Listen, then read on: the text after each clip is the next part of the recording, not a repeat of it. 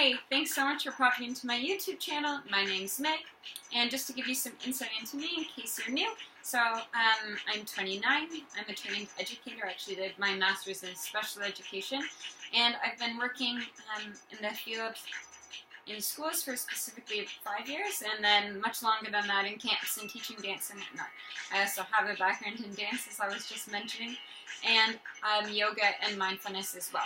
So as a whole, this channel will offer a platform to hopefully support youth and others in building the strength and the skills and the insight into just kind of leading their best lives.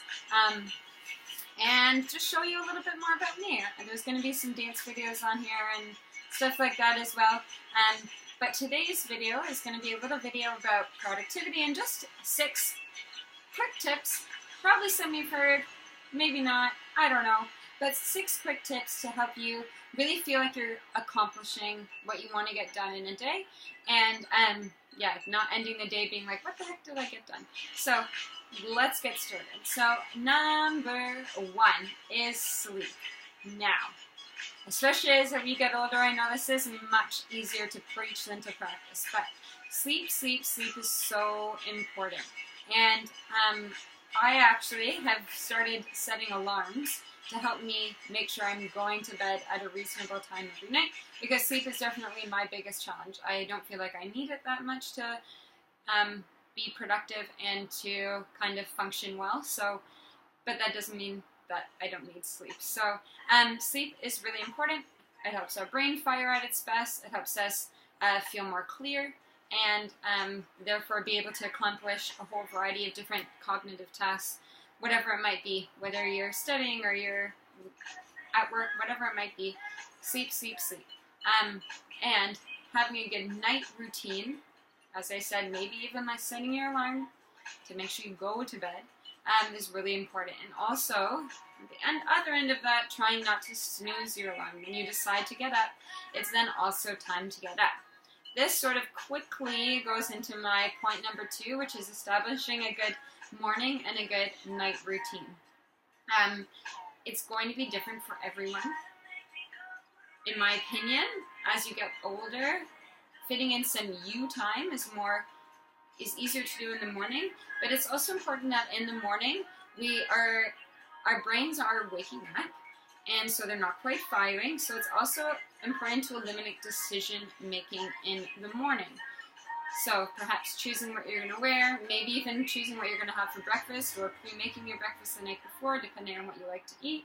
Whatever it might be, try and eliminate decision making and give yourself a time limit for the few decisions you have to make. Give yourself a time limit in the morning of like 5 or 10 seconds, and just go with whatever that decision is as well. Tip number 3 is exercise, and I'm going to connect that to my morning routine. But tip number 3 is exercise. Now, we all feel differently about that, but moving our bodies, we know, gives us more energy. It also allows us to sleep better in the nights too, but moving our bodies gives us more energy and endorphins, positive endorphins. So it's important to fit in some sort of physical activity during the day. Maybe that's just a commute to work. Maybe it's a walk while you drink your coffee in the morning instead of sitting and scrolling through Instagram or YouTube, whatever it might be. But fitting in that physical fitness is important. And again, as you get older, it might be easier to fit it into your mornings depending on what your life looks like. Or as a student, again, it might be easier to fit into your mornings, so you know that it's done and the rest of your day can be spent on other things, whether it's your studies, whether it's work, whether it's family, other priorities. But you know you've fit in that time for you and that time to move your body. It's also a nice way to allow your body to wake up in the morning and feel more alert and ready to get to your tasks of the day. Number 4, once you've planned your day, which you should do maybe at the beginning of the week, again, that's different for everyone. This video is not about really planning, but perhaps use your alarm. So hopefully you've chunked some time for your different tasks. whatever that might be, whether it's the school, I mean your time's sort of pre-chunked with classes, but then you're in between classes or different activities you're doing, you are scheduling out what that time is going to be.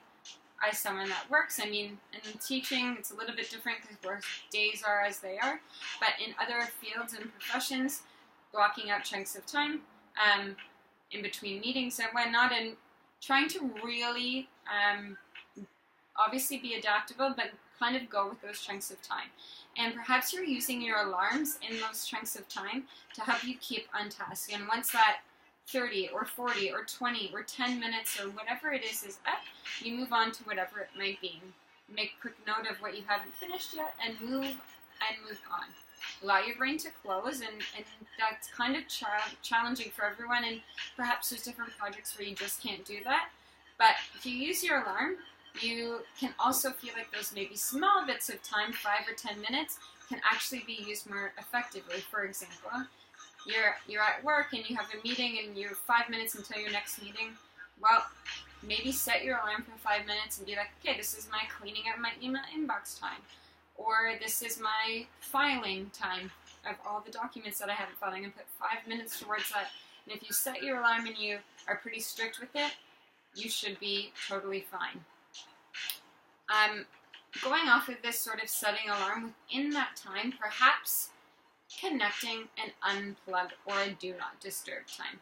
Now, I'm not making that it's sort of point number 5. I'm making it maybe point 4B, but if you fit in some unplug time, whether it's turning your phone off, setting your phone on to do not disturb, closing your computer and going away, all those other tasks that aren't computer related, so much of our life is in computers and social media and all of that, but those other tasks, things like laundry or things like the filing if you're at work, or things like, I don't know, actual studying when you're a student, can be done way more productively. As much as we can or cannot multitask, whatever that might be, it is a lot more challenging to do those kinds of things like studying or to actually get to the laundry and whatnot when you're being just bombarded and distracted by different social media apps or emails from coworkers or whatever that might be. So perhaps set aside some do not disturb time. Okay, number 5. Now, my students used to laugh at me about this and also support me on it, but I am a huge water drinker and the biggest fan of drinking water. I just have set mine aside right now because I talk with my hands and I didn't want to spill it. But yeah, having a water bottle with you all day long is so important, or a mug or whatever it might be if you're working from home. But a reusable water bottle, there's stations to refill them everywhere, just all the time. And kind of use your breaks, your mind breaks or whatever. Use those breaks that you have when you've set your alarm and your alarm is not done to sort of check in on your water. Have I drank in this last 40 minutes? Okay, no. So have a few big gulps, or to fill your water bottle up. Usually, by the time I'm done a 40-minute section, I often have to refill my water bottle if I'm kind of being really good about it. So anyway, water. You can spice it up and also make it more healthy with some lemon or some lime into it. You can also slice cucumbers, super refreshing, whatever it might be, but find a way to ensure that you're getting water into your body all day. Yeah, it makes you have to pee and whatever, but it's all good. Number 6. So for today's video, this is the final one, but it's having a positive mindset. So oftentimes our lives are so fast-paced and there's just so much negativity around us. You know, the world isn't fair, the world is not just, and our own daily lives, there's a lot of pressure on us. So it's very easy to get into sort of a negative cycle, and it's important not only for your happiness and well-being, but also your ability to focus and to function your best and most effectively, to have a positive mindset. So usually I try and do it at the beginning of the day, and maybe you can too, but fitting in, even if it's just a few moments, to remind yourself of why life is good, to be proud of yourself for something, perhaps, whatever it might be. So right now, I'm doing this gratitude journal, so I have to do today's one. But it takes me about 2 minutes, and it's just a list of 3 things I'm grateful for, and like an affirmation for myself. So for example, I am powerful, or I am beautiful, or I can do this. Sometimes I say I am a beast, or a badass, whatever it might be. And yeah, it's just nice to sort of, it's like a nice way of setting an intention for my day and putting me into a really great mindset. Perhaps that doesn't work for you. Maybe the 5-minute journal, I know that's a really good one people use, and I've seen it and I think that is great. Or there's the Happiness Project by Gretchen Rubin. She also has a really, really great journal.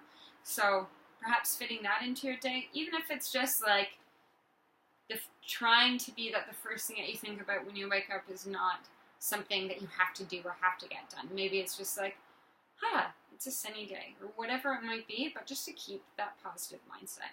And you'll notice how much more you can get done. And also how much more others just want to be around you, and all of that. It just impacts your life so greatly. So hopefully you've enjoyed these 6 tips. So sleep, creating a morning and evening routine. It takes about 30 days to really establish actual habits, and that's, I mean, Gretchen Rubin says that in her book. Tons of different research says about 30 days, a week, maybe closer to 2 months. Different people, obviously different things, but try some things out and establish those routines. Working out or moving your body, so that's number 3.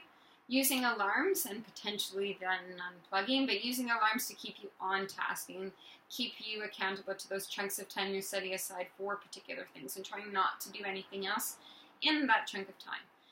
Drinking water, water, water, and then also having that positive or grateful mindset. Thank you again for coming in. I'm Meg.